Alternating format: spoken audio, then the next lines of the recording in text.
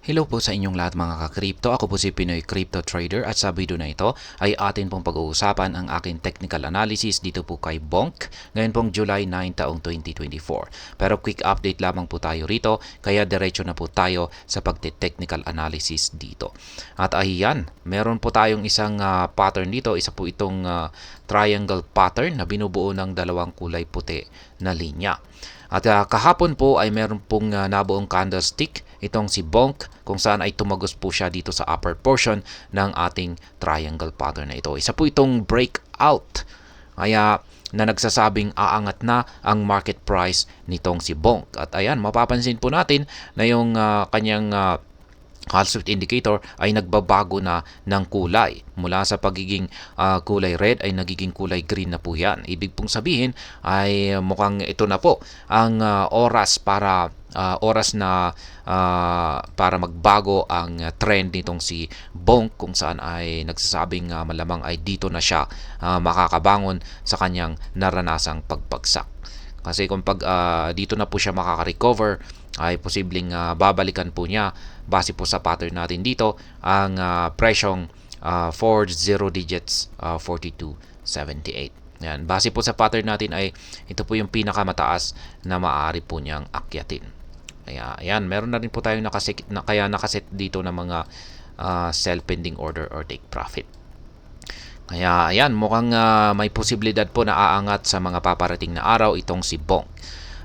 Kaso yung problema po natin dito ay yung isang indicator natin dito na QQE mod indicator. Mapapansin po natin dito na wala po siyang gaanong nabubuo na mga QQE bars. May mga blanco pa o walang nabubuo, tsaka maliliit yung mga sukat nito at kulay gray pa. Ibig pong sabihin niyan ay wala pong gaanong volatility ngayon itong si Bonk. Ang ibig pong sabihin nito ay wala po siyang gaanong pwersa para gumalaw. Ayan, yan po ang ibig sabihin niyan. Kaya kung nanatiling ganito po yung kalagayan o yung nakikita natin na ipinapakita ng ating QQE mod indicator ay mahina po ang magiging paggalaw ni Bonk. Malamang ay aangat siya pero konti lamang, dahan-dahan lamang po yung kanyang pag-angat sa kanyang presyo. Or sa madaling salita ay mauuwi lamang po ito sa pagko-consolidate or magsa-sideways. Ito, malabo po niyang at saka maliban po dyan ay malabo po niyang basagin. Sabihin natin kung nagawa po niyang abutin yung resistance line natin dito ay malabo po niyang basagin ito. Mauuntog lamang po siya at babagsak ito at magpapatuloy sa pagko-consolidate.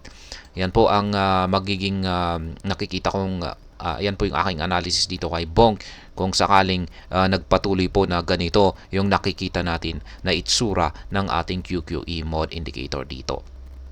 Para ito ay magpatuloy sa kanyang pag-angat sa presyo ay ang kailangan po nating makita rito ay yung ating Wall Street indicator dito na ayan na po kulay green ay sa paghaba nito ay kailangan po na ito ay tumataba.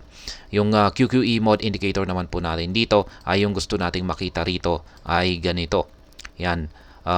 May magkakasunod na nabubuong mga kulay blue na QQE bars at mas maganda kung lumalaki ang mga sukat ng mga ito.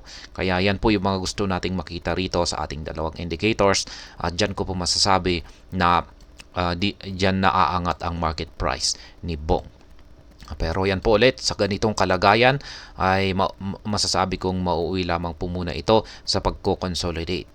Or malamang baka makakaranas pa ng retracement muna para i-retest ni Bonk ang kanyang nabasag na upper portion ng kanyang pattern dito.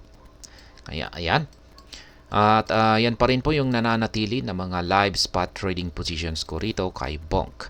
Meron po akong 4 na nakaabang rito sa itaas na mga sell pending orders na nakatapat po sa mga resistance line natin dito. At 2 buy pending order naman na nakatapat po sa mga support line natin dito sa ibaba. Ayan, malaya po kayong gayahin yan or tularan yung aking simpleng paraan sa pagtitrade dito kay Bonk. Para sabay-sabay po tayong nagtitake profit at nag-accumulate.